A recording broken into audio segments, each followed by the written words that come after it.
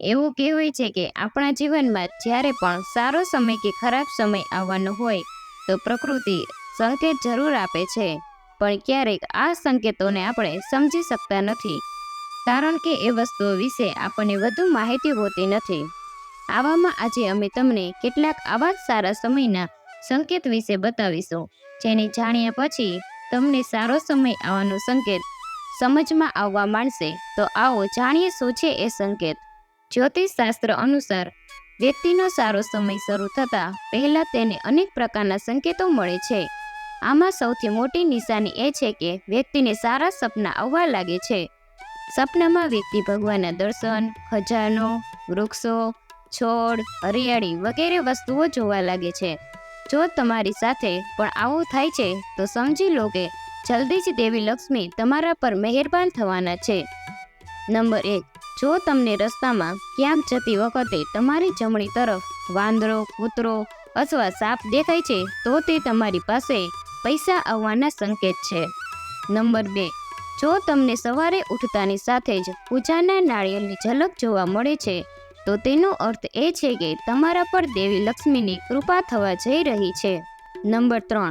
જ્યારે પણ તમે તમારા ઘરની સામે આકડાનું ઝાડ ઉગતું જોવા મળે તો સમજી લો કે તમારો સારો સમય આવવાનો છે.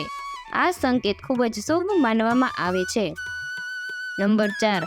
જો તમે કોઈ મહત્વપૂર્ણ કામ માટે ઘરની બહાર નીકળી રહ્યા હોય અને કોઈ વ્યક્તિના હાથમાં પાણીથી ભરેલું વાસણ દેખાય તો તે સમૃદ્ધિનો સંકેત છે. નંબર 5. જો તમારા ઘરના દરવાજે આવીને ગાય ભાંભરે છે તો તે ઘરમાં સુખ સમૃદ્ધિની નિશાની છે. આવી સ્થિતિમાં જ્યારે ગાય ઘરે આવે ત્યારે તેને રોટલી ખવડાવો. નંબર 6. જો તમે કોઈ મહત્વપૂર્ણ પ્રવાસ પર જવાના છો અને ઘરની બહાર નીકળતા જ તમને યાદ આવે છે કે તમે કેટલીક વસ્તુઓ ભૂલી રહ્યા છો તો તે ખરાબ સમયને ટાળવાનો સંકેત માનવામાં આવે છે. નંબર 7.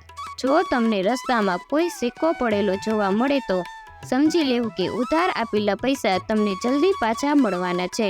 આ ઉપરાંત તે મજબૂત નાણાકીય સ્થિતિ અને લાભનો પણ સંકેત છે. નંબર 8. જો પૂજા દરમિયાન ભગવાનની મૂર્તિ પર મૂકેલું ફૂલ કે પાન તમારી સામે પડે છે તો તેનો અર્થ એ છે કે ભગવાન તમારાથી પ્રસન્ન છે અને જલ્દી જ તમારી મનોકામના પૂર્ણ થશે. નંબર 9. જોબ ઇન્ટરવ્યૂ આપતી વખતે જો તમને ગાય કે નાળિયેર દેખાય તો તેને શુભ સંકેત માનવામાં આવે છે. નંબર 10. જો તમે તમારી આસપાસ રંગબેરંગી પતંગિયા જોશો તો તેનો અર્થ એ છે કે તમારા જીવનમાં ખુશીઓ આવવાની છે. એવું પણ માનવામાં આવે છે કે સારો સમય શરૂ થાય તે પહેલાં જ વ્યક્તિને ભવિષ્યનો ખ્યાલ આવવા લાગે છે. આટલું જ નહીં, ભવિષ્ય વિશે કરવામાં આવતી અટકળો સાચી સાબિત થવા લાગે છે. નંબર 11. કહેવાય છે કે જ્યારે વ્યક્તિનો સારો સમય શરૂ થવાનો હોય છે ત્યારે તે ઉત્સાહિત થઈ જાય છે. વ્યક્તિ ખુશ થવા લાગે છે. વ્યક્તિની અંદર ઉર્જા અને ખુશીની લાગણી શરૂ થાય છે, જે વ્યક્તિ માટે સારા સમયનું સૂચક છે. નંબર 12. એક માન્યતા એવી પણ છે કે સારો સમય આવે તે પહેલાં જ ઘરના ઝાડ છોડ લીલાછમ થઈ જાય છે. કહેવાય છે કે ખાસ કરીને તુલસીનો છોડ ખૂબ જ સુંદર અને લીલો થવા લાગે છે. સાથે જ ઘરમાં વાવેલ કેળાનું ઝાડ પણ આકર્ષક લાગે છે. આને ઘરમાં શુભ સમય આવવાનો સંકેત માનવામાં આવે છે. નંબર 13. જ્યોતિષ શાસ્ત્ર અનુસાર જો તમને દરેક જગ્યાએથી માન અને પ્રશંસા મળવા લાગે છે તો સમજી લો કે વ્યક્તિ માટે સારો સમય શરૂ થવાનો છે. તે તમારા માટે ભાગ્યશાળી રહેશે. જો તમને આ વિડીયો પસંદ આવ્યો હોય તો વિડીયોને એક લાઈક કરી ચેનલને સબસ્ક્રાઈબ કરી દેજો અને કોમેન્ટ બોક્સમાં હર હર મહાદેવ જરૂરથી લખી દેજો.